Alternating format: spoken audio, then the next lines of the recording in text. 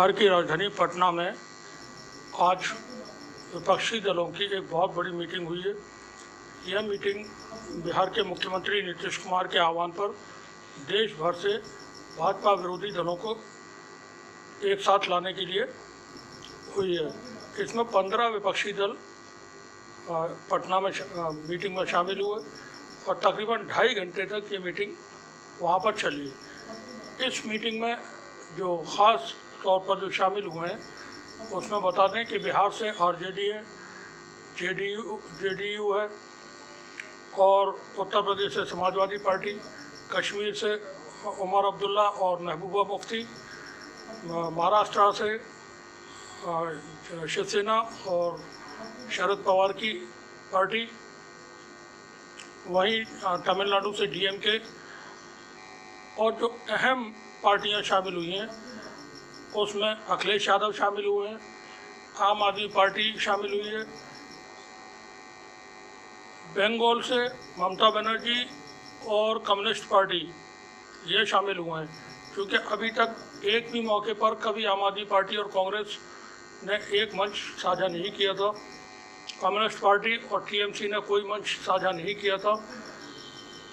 तो ये एक बहुत बड़ा डेवलपमेंट है क्योंकि बंगाल में ममता बनर्जी की सरकार है, आम आदमी पार्टी की 2 राज्यों में सरकार है और आम आदमी पार्टी का देश के कई सारे राज्यों में मजबूत गठबंधन संगठन भी है, जैसे महाराष्ट्र है, गुजरात है, उत्तर प्रदेश में भी वो कई जिलों में अच्छी स्थिति में है। साथ ही हरियाणा में भी उनकी पोजीशन ठीक ठाक है। तो इन पार्टियों का साथ में आना एक 2024 के जो लोकसभा के चुनाव होने वाले हैं उसको लेकर के वो अहम अहमियत रखता है अपने आप में। अब इस मीटिंग में, इस सभा में जो आज हुई है महागठबंधन की, तस्वीरें सामने आ रही है। ये मेरे सामने जो देख रहे हैं तिरंगा लहराते हुए पंडित दिनेश शर्मा है जो हरियाणा से आए हुए हैं और कई खास बातें हैं इनके साथ जुड़ी हुई है। हरियाणा से इस बैठक में राहुल गांधी को देखने के लिए आए हुए हैं और देखिए कि किस तरीके से इनके जो कुर्ते हैं वो अपने आप को राहुल गांधी के सबसे बड़ा समर्थक मानते हैं। और यहाँ पर ये और दुनिया भर में इस बात को लेकर के उनकी शोहरत हुई थी। वो हंसी मजाक भी करते हैं, बहुत छोटे छोटे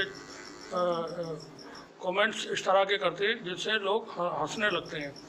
तो आज भी ये चीज़ें देखने को मिली कि जब लालू प्रसाद यादव मीटिंग में शामिल थे तो उन्होंने राहुल गांधी को शादी करने के लिए कहा कि आप शादी करें और आपकी माताजी भी चाहती हैं, हमसे भी कहा है कि शादी के लिए। तो वहाँ मीटिंग में शामिल सभी लीडर्स हंसने लगे। तो ये लालू प्रसाद यादव की खूबी है कि वो अगर माहौल किस तरह से बनाना है वो ये समझते हैं और जनता की नब्ज़ को भी पहचानते हैं। लालू प्रसाद यादव ने मीटिंग में आज की मीटिंग में कहा कि हम लोगों को एक होकर रहना है। उन्होंने कहा कि अब पूरी तरह से फिट हो गए हैं और बढ़िया से बीजेपी को फिट कर देंगे। मोदी पर भी उन्होंने हमला बोला और कहा कि हनुमान जी का नाम लेकर चुनाव लड़ता है, ऐसा हनुमान जी भाजपा की पीठ पर गदा मारे कि कांग्रेस जीत गई। कर्नाटक के लिए उन्होंने ये बात बोली। वहीं अखिलेश यादव जो उत्तर प्रदेश जैसे बड़े राज्य में मुख्यमंत्री रहे और समाजवादी पार्टी के लीडर हैं, अध्यक्ष हैं, उनकी पार्टी का, समाजवादी पार्टी का उत्तर प्रदेश में बहुत बड़ा जनाधार है और वो विपक्ष की सबसे बड़ी पार्टी है। तो अखिलेश यादव भी शामिल हुए। अखिलेश यादव ने पटना की मीटिंग में कहा कि केवल दल नहीं बल्कि देश के नेता मिले हैं, हम लोग मिलकर देश को बचाएंगे, यही मेरा संदेश है। यह बैठक ऐतिहासिक है, मैं नीतीश जी को बधाई देता हूँ। शिबू सोरेन के बेटे हेमंत सोरेन भी इस मीटिंग में शामिल हुए जो झारखंड मुक्ति मोर्चा के लीडर हैं और झारखंड में उनकी सरकार कांग्रेस के साथ में मिलकर के चल रही है। शिबू सोरेन ने इस मौके पर कहा कि आने वाला चुनाव जन आंदोलन बन जाएगा। कहीं ना कहीं आज इस लोकतंत्र में कुछ चीज़ों पर तेज़ी से हमला हो रहा है। किसान, मजदूर, बेरोजगार, पढ़े लिखे लोगों के बीच की स्थिति आप लोगों को पता है। अनेकता में एकता में दरार पड़ रही है, उस दरार को पाटने के लिए यह हो रहा है। यानी जो मीटिंग हो रही है उसके लिए वो कह रहे हैं। सदियों से शोषित वर्ग को शोषण झेलना पड़ रहा है। विपक्षी दलों को एक मंच पर लाने के लिए मैं सीएम नीतीश कुमार को धन्यवाद देता हूं। यह पहली झलक है, हो सकता है कि आने वाले समय में और ज़्यादा लोग आ सकते हैं।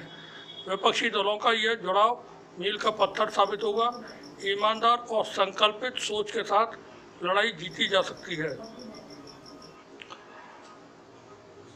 सीपीएम जो हमने अभी कहा कि वेस्ट बंगाल में जो मुख्य लड़ाई है वहाँ पर स्टेट के लेवल पर वो कांग्रेस, कम्युनिस्ट पार्टी और टीएमसी के बीच है। तो प्रदेश के लेवल पर ये पार्टियां आपस में जैसे भी चाहे वैसे करेंगी, लेकिन राष्ट्रीय स्तर पर ये सब मिलकर के एक साथ चुनाव लड़ेंगे। तो इस मीटिंग में कम्युनिस्ट पार्टियां भी, वामपंथी जो पार्टियां वो भी शामिल हुई और सीपीएम के जो नेता हैं सीताराम येचुरी, वो उन्होंने कहा कि देश के संविधान की रक्षा करनी होगी, हमें संविधान की रक्षा के लिए साथ आना होगा। देश में धर्मनिरपेक्षता पर हमला हो रहा है, राज्यों में चुनावी तालमेल पर चर्चा होती रहेगी। ये बहुत बड़ा डेवलपमेंट है। कम्युनिस्ट पार्टी का सिर्फ बंगाल में नहीं बल्कि और भी कई सारे राज्यों में, जिसमें बिहार भी शामिल है, उत्तर प्रदेश भी शामिल है, केरल, तमिलनाडु और महाराष्ट्र के कुछ हिस्से ये भी शामिल है। वहाँ इनके पास अपना मजबूत संगठन मौजूद है और वहाँ पर इनके जीते हुए विधायक भी मौजूद हैं। हाँ, पहले से इनकी स्थिति अब बहुत कमज़ोर हो गई है। पहले ये सरकार में हुआ करते थे और लंबे वक्त तक कम्युनिस्ट पार्टी ने बंगाल पर राज किया है। और इस मीटिंग में कश्मीर के दल जो हैं वो भी शामिल हुए, जिसमें उमर अब्दुल्ला हैं और महबूबा मुफ्ती। उमर अब्दुल्ला ने इस मीटिंग में कहा तस्वीरें सामने आ रही है। ये मेरे सामने जो देख रहे हैं तिरंगा लहराते हुए पंडित दिनेश शर्मा है, जो हरियाणा से आए हुए हैं और कई खास बातें हैं इनके साथ जुड़ी हुई है। हरियाणा से इस बैठक में राहुल गांधी को देखने के लिए आए हुए हैं और देखिए किस तरीके से इनके जो कुर्ते हैं वो अपने आप को राहुल गांधी के सबसे बड़ा समर्थक मानते हैं। और यहाँ पर ये सत्ता नहीं बल्कि उसूलों की लड़ाई है, इरादों की लड़ाई है। हम देश को मुसीबत से निकालने के लिए मिल चुके हैं। जमहूरियत का दिन दहाड़े कत्ल किया जा रहा है। जम्मू कश्मीर को रियासत का दर्जा मिलना चाहिए। इस तरह की मीटिंग वो चलती रहे। हम लोकतंत्र को बचाने के लिए यहाँ इकट्ठे हुए हैं। जम्मू कश्मीर में जल्द इलेक्शन होने चाहिए। वहीं कश्मीर की ही दूसरी लीडर महबूबा मुफ्ती ने भी कहा कि गांधी के मुल्क को गौडसे का मुल्क नहीं बनने देंगे। ये बहुत बड़ा बयान है उनका। महबूबा मुफ्ती ने कहा कि नीतीश कुमार की यह बड़ी कामयाबी है जो जम्मू कश्मीर से शुरू हुआ वो पूरे देश में हो रहा है। यह महात्मा गांधी का मुल्क है, यहाँ गंगा जमुनी तहजीब है। गांधी के मुल्क को गौडसे का मुल्क नहीं बनने देंगे। उद्धव कश्मीर से कन्याकुमारी तक के नेता उधर इकट्ठे हुए हैं। हम अलग अलग विचारधारा के हैं। हम देश के लिए एक साथ आए हैं। अगर कोई देश की आत्मा पर आघात करेगा तो हम एक होकर लड़ेंगे। जो इस देश में तानाशाही लाना चाहते हैं तो उनके खिलाफ हम लड़ेंगे। ये महबूबा मुफ्ती ने पटना की जो मीटिंग हुई है उसमें कहा। सबसे जो अहम पॉइंट है वो है ममता बनर्जी, क्योंकि ममता बनर्जी को लेकर के अभी तक कयास लगाए जा रहे थे कि वो इस सभा में शामिल होंगी नहीं होंगी, क्या वो कम्युनिस्ट पार्टियों के साथ में मंच साझा करेंगी। क्योंकि जैसा हमने बताया कि वहाँ पर लड़ाई बंगाल में वो कम्युनिस्ट पार्टी कांग्रेस के साथ उनकी है। तो इसको लेकर के ये मीडिया में आए दिन बहस होती थी और वो बताते थे कि विपक्षी एकता को ख़तरा और तमाम तरह की बातें जैसा नेशनल मीडिया, संघीय मीडिया करता है। ममता बनर्जी ने यहाँ पर कहा कि पटना में 17 दलों की बैठक थी। कई मुख्यमंत्री, पूर्व मुख्यमंत्री यहाँ आए। लालू जी बहुत दिनों बाद ऐसी बैठक में आए। बहुत सारे आंदोलन पटना से शुरू हुए हैं। दिल्ली में हम लोगों ने कई बैठक की, इसलिए हमने कहा कि पटना से शुरू करो। तीन बातों पर हल निकला है। पहली बात, हम एक हैं। दूसरी बात, हम मिलकर लड़ेंगे। तीसरी बात, अगली बैठक शिमला में होगी। भाजपा की बदले की राजनीति का हम मिलकर मुकाबला करेंगे। ये ममता बनर्जी ने इस मीटिंग में कहा। वहीं राहुल गांधी ने बहुत सीधे सीधे भारतीय जनता पार्टी पर निशाना साधा। और राहुल गांधी ने कहा कि नीतीश जी ने हमें चिट्ठी लिट्टी चोखा खिलाया है, उनका बहुत बहुत धन्यवाद। आज देश के सभी लोकतांत्रिक संस्थाओं को निशाना बनाया जा रहा है। हम सभी में थोड़े थोड़े मतभेद होंगे, लेकिन हमने निर्णय लिया है कि हम सभी साथ में काम करेंगे और लचीलेपन के साथ काम करेंगे और हमारी साझा विरासत, साझा विचारधारा की रक्षा करेंगे। आज की बातचीत को हम अगली बैठक में और गहराई से ले जाएंगे। यह विपक्षी एकता की एक प्रक्रिया है जो आगे बढ़ने जा रही है, ये राहुल गांधी ने इस मीटिंग में कहा। कांग्रेस के जो अध्यक्ष हैं मल्लिकार्जुन खड़गे साहब ने भी यहाँ पर संबोधित किया और उन्होंने कहा कि विपक्षी दलों की अगली बैठक 12 जुलाई को शिमला में होगी, उसी में आगे की रणनीति तय होगी। खड़गे ने कहा भाजपा के खिलाफ एकजुट होकर लड़ना होगा। नफरत की राजनीति के खिलाफ हम लोग एकजुट होकर आगे बढ़ेंगे। नीतीश कुमार ने भी इसको संबोधित किया, सभा को, मीटिंग को। और इस मीटिंग में बता दें कि कौन कौन लोग शामिल हुए। तो उसमें राहुल गांधी, मल्लिकार्जुन खड़गे, नीतीश कुमार, लालू प्रसाद यादव, ममता बनर्जी, सीताराम येचुरी, अखिलेश यादव, सुप्रिया सुले, डी राजा, हेमंत सोरेन और शिवसेना की तरफ से उद्धव ठाकरे, उनके पुत्र और संजय राउत ये शामिल हुए। और साथ में डीएमके के नेता स्टालिन भी शामिल हुए। मुख्यमंत्री नीतीश कुमार ने सभी को कहा कि आप विपक्षी पार्टियों की मीटिंग, आज विपक्षी पार्टियों की मीटिंग हुई, इसमें सभी पक्षी दलों के नेता मौजूद रहे। सीएम नीतीश कुमार ने कहा कि अगली मीटिंग अगले महीने होगी। ये मेरे सामने जो देख रहे हैं तिरंगा लहराते हुए पंडित दिनेश शर्मा है जो हरियाणा से आए हुए हैं और कई खास बातें हैं इनके साथ जुड़ी हुई है। हरियाणा से इस बैठक में राहुल गांधी को देखने के लिए आए हुए हैं और देखिए कि किस तरीके से इनके जो कुर्ते हैं वो अपने आप को राहुल गांधी के सबसे बड़ा समर्थक मानते हैं। और यहाँ पर ये कांग्रेस ने इस पर एक अपना बयान दिया है और कांग्रेस की तरफ से विपक्षी दलों के नेताओं की तस्वीर पोस्ट करके लिखा है कि संविधान और लोकतंत्र की रक्षा हमारा एकमात्र दायित्व है। देश को एक नई दिशा देने के लिए ये बैठक की जा रही है। तो ये आज एक बहुत बड़ा डेवलपमेंट है 2024 को लेकर के। और आने वाले वक्त में पहली बात तो ये कि 2024 के चुनाव, जैसा नीतीश कुमार जी ने कहा था कि हो सकता है समय से पहले भी हो, और कुछ लोगों का मानना ये है कि ये चुनाव लंबे खिंच सकते हैं, 2024 में समय पर ना हो। तो अभी चुनाव को लेकर के कुछ नहीं कहा जा सकता है कि समय पर होंगे या पहले होंगे या नहीं होंगे, क्योंकि हम अगर पहले भी अपनी एक रिपोर्ट में बता चुके हैं। साक्षी महाराज ने 2019 में लोगों से उनका वीडियो वायरल हुआ था, उस वक्त कहा था कि ये आखिरी चुनाव है 2019 का, इसके बाद चुनाव नहीं होंगे। तो अब पता नहीं 2024 में चुनाव होंगे नहीं होंगे, लेकिन विपक्षी पार्टियां, देश की विपक्षी पार्टियां वो चुनाव की तैयारी में लग गई हैं। भारतीय जनता पार्टी चुनाव की तैयारी में लगी हुई है। भारतीय जनता पार्टी की तरफ से भी अपनी तरफ से कोशिशें हो रही हैं। उन्होंने बिहार में एक सीताराम मांझी की पार्टी, जो अभी तक महागठबंधन का हिस्सा थी एक हफ्ते पहले तक, अब वो उनसे महागठबंधन से अलग हो गई है, सरकार से, बिहार की सरकार से अलग हो गई है और वो एनडीए में बीजेपी के साथ शामिल हो गई है। उधर बीआरएस को लेकर के भी बात थी कि बीआरएस चंद्रशेखर राव की पार्टी जो पहले टीआरएस हुआ करती थी वो भी इसमें शामिल होगी, लेकिन वो नहीं हुए।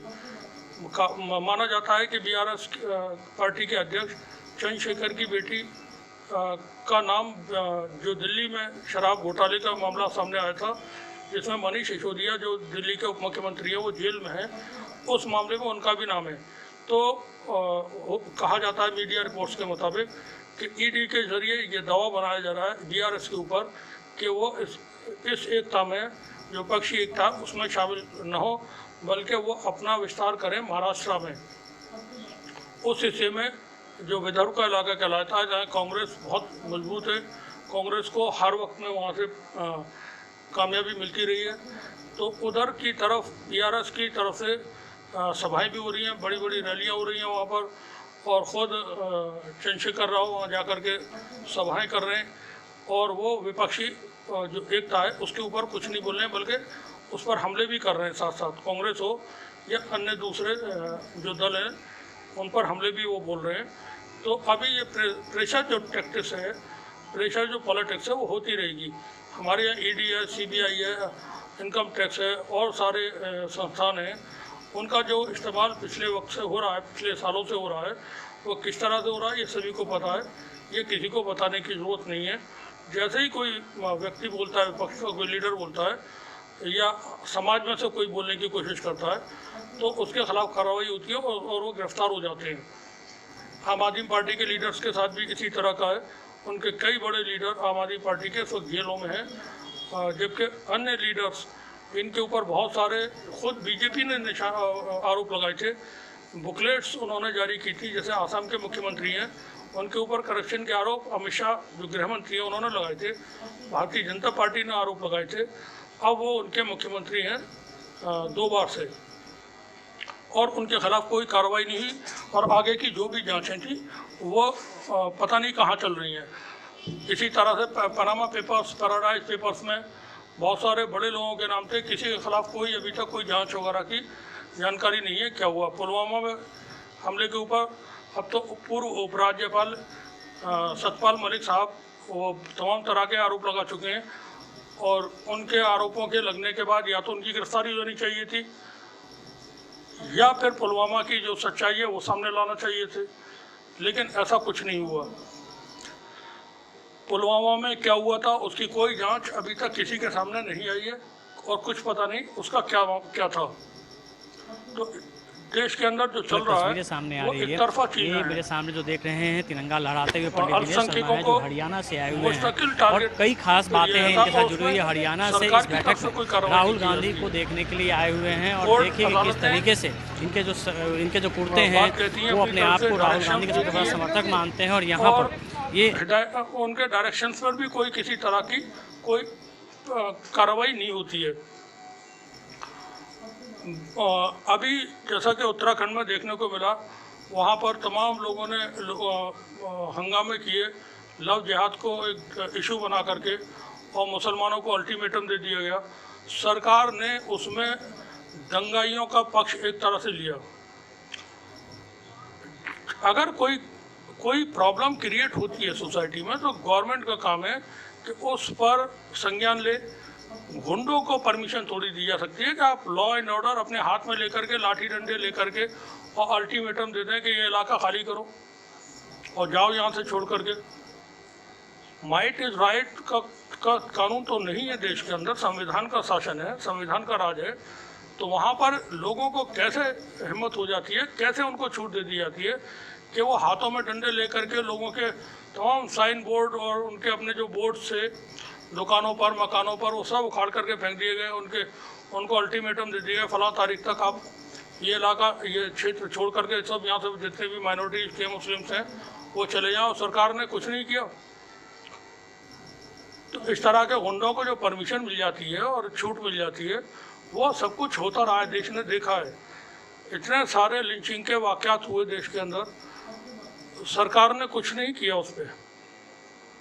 लोग छूट करके आते रहे, बीजेपी के लोग स्वागत करते रहे, और तिरंगा झंडा तक फहरा दिए गए। दादरी में जो अखलाक का हत्यारा था, जिसकी जेल में मौत हो गई थी, जब वो उसकी डेड बॉडी आती है तो वो तिरंगे से ढकी जाती है, उसको तिरंगा उड़ाया जाता है। बुलडोजर से लोगों के मकान तोड़े जाते हैं, लोग सेलिब्रेट करते हैं उसको, बुलडोजर बाबा कह करके। और बुलडोजर को जैसे कोई धार्मिक प्रतीक है, उसको बाकायदा को बहुत मतलब रेस्पेक्ट दी जाती है कट्टरपंथियों की तरफ से। तो ये जो समाज पिछले वक्त में ये जो चीज़ें हुई हैं देश के अंदर, वो बहुत खौफनाक हैं। 80 करोड़ लोग देश के, 140 करोड़ की आबादी का भारत है, दुनिया में सबसे ज़्यादा आबादी वाला देश है। उस देश में 80 करोड़ से ज़्यादा लोगों के पास अपने 2 वक्त के खाने का कोई बंदोबस्त नहीं है। सरकार उनको राशन देती है, फिर कहते हैं कि हम विश्वगुरु हैं और हमारे जैसा देश दुनिया में कोई देश नहीं है, और हम सबसे शक्तिशाली हैं, और भूमंडल में पूरे ब्रह्मांड में हमारे जैसा कोई है नहीं। तो ये तमाम चीज़ें ऑन पेपर जो चीज़ें हैं वो हकीकत में कुछ और हैं। 80 करोड़ लोगों के पास अपने खाने के लिए राशन नहीं है। सरकार उनको चावल, आटा, चावल, गेहूं और जो दूसरी चीज़ें हैं वो दे रही है इस वक्त। करोड़ों लोगों की नौकरियां लॉकडाउन में, नोटबंदी के दौरान, जीएसटी की वजह से जा चुकी हैं, कारोबार ख़त्म हो चुके हैं। पढ़े लिखे नौजवान सुबह को घर से निकलते हैं, शाम को खाली हाथ घर पे वापस आ जाते हैं, काम ही नहीं है। रियल एस्टेट का जो इतना लंबा चौड़ा कारोबार था देश के अंदर, जिसमें 256 कंपनीज इन्वॉल्व होती हैं। अगर कोई मकान, एक मकान बनाता है तो उसमें 256 कंपनियों से बना हुआ सामान खरीदना पड़ता है उसको। रियल एस्टेट का सारा कारोबार ठप हो गया, सारी फैक्ट्रियां बंद होकर के पड़ी हैं। वो जो फैक्ट्रियों में काम करने वाले कारीगर हुआ करते थे, वो सड़क पे बैठ करके या ढकेल लगा करके साग सब्जी बेच रहे हैं, फल बेच रहे हैं, काम ही नहीं है। परचूनी की छोटी छोटी दुकानें लकड़ी के जो खोखे कहलाते हैं उनमें लेकर के बैठे हुए हैं, धंधा नहीं है लोगों के पास। सरकार ने किसी तरह का इस दौरान एम्प्लॉयमेंट के ऊपर कोई ध्यान नहीं दिया है। अब हथकरघा जो कॉटेज इंडस्ट्री कहलाती है वो देश की रीढ़ है। कॉटेज इंडस्ट्री देश के अंदर से उजड़ गई है।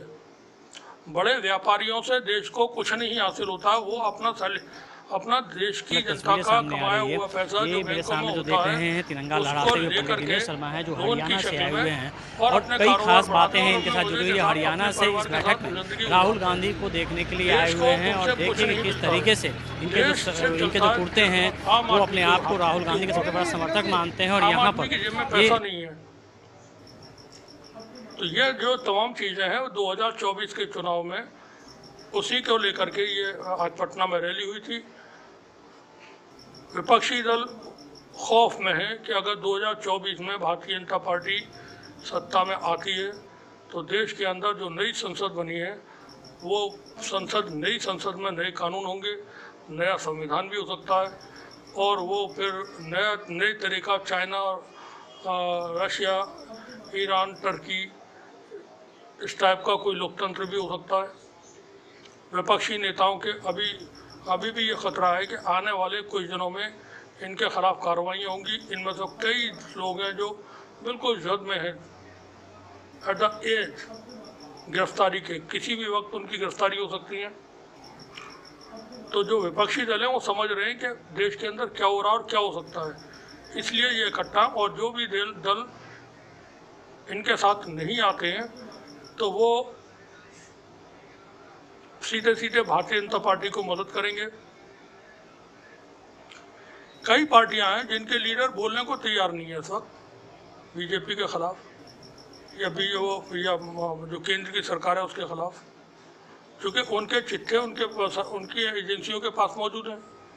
किसी को नोएडा में बुला करके दिखा दी गई है फाइलें कि ये देखो ये तुम्हारे भतीजे की है और ये तुम्हारे भाई की फाइल है, अब सोच लेना क्या करना है। किसी को उसकी बेटी की फाइल दिखा दी जाती है और काम पे लगा दिया था, जाओ तुम महाराष्ट्र में कांग्रेस के वोट और एनसीपी के वोट और शिवसेना के वोट अपनी तरफ करो। तो ये तमाम चीज़ें चल रही हैं, सब लोग समझ रहे हैं। आज के जो डेवलपमेंट से पटना में जो सभा हुई उसको लेकर के हमने ये रिपोर्ट पेश की है। कैसी लगती है मुमकिन हो कमेंट्स में बताएं और देखते रहें टीवी न्यूज़। आप सभी का बहुत बहुत शुक्रिया। अलग अलग पार्टी के नेता है, स्वाभाविक है, हमारी विचारधारा अलग है, कुछ मतलब भिन्नता हो भी सकती है, लेकिन देश एक है और इस देश को बचाने के लिए, देश की एकता अखंडता कायम रखने के लिए हम एक साथ आए हैं। और इसके आगे जब भी जो भी हमारे देश के प्रजातंत्र पर आघात करेगा उसका हम सब मिलकर विरोध करेंगे। 3 चीज नजदीक में है जो रिजॉल्व हुआ है। नंबर 1, वी आर यूनाइटेड, हम लोग एक है। दूसरी बात है वी विल फाइट यूनाइटेडली, ये दूसरी बात है, हम लोग एक साथ में लड़ेंगे। तीसरी बात ये हुआ है कि हमारा लड़ाई, हमको अपोजिशन मत बोलो, हम लोग भी देश का सिटीजन है, हम लोग भी पैट्रियोटिक है, हम भी देशप्रेमिक है, हम भी भारत माता कहते हैं। बात तो हम लोग का सलाह माने नहीं दिया, नहीं किया, शादी कर लेना चाहिए था। और अभी भी समय गया, बीता नहीं है, शादी करिए और हम लोग बराती चले और शादी करिए, बात मानिए। आपकी मम्मी हमको बोलते हाँ, एकदम पक्का करना पड़ेगा। मम्मी आपकी बोलती थी कि आप हमारा बात नहीं मानता, शादी करवाइए आप। अच्छा, तो जो मीटिंग थी, इस मीटिंग में हमें लगता है कि एक अच्छी शुरुआत हुई है और हम सब ने ये तय किया, एक तरह से आप कह सकते हैं कि हमारा साझा संकल्प है कि आज हम जिस मोड़ पर है, भारतीय जनता पार्टी, उसका नया नाम मिलना चाहिए भारतीय सत्ता पार्टी। सत्ता छोड़ करके और कुछ नहीं समझती है। मणिपुर जल रहा है 50 दिन से, सब कुछ नहीं आता जाता है, उसकी अपनी सरकार है, डबल इंजन की वहां सरकार है। तो जब सत्ता के अहंकार से, अत्याचार से पूरा मुल्क परेशान है, वैसे में देश, जनता, संविधान और लोकतंत्र को बचाने के लिए तो हमें लगता है कि साझा संकल्प हमारा है। और शायद जब ममता जी कह रही थी कि पटना से हो, शुरुआत हो तो सफलता तक पहुंचे, तो शायद कहने का मतलब ये था कि बिहार सबसे ज्यादा आंदोलनों का प्रदेश है। तो आने वाला चुनाव बिल्कुल अपने आप एक आंदोलन बन जाए, देश में जन आंदोलन बन जाए। देश को बचाने के लिए हम लोग पूरी तरह इसकी कोशिश करेंगे और ये प्रक्रिया आगे बढ़ेगी और जरूर सफलता की मंजिल तक पहुंचेगी।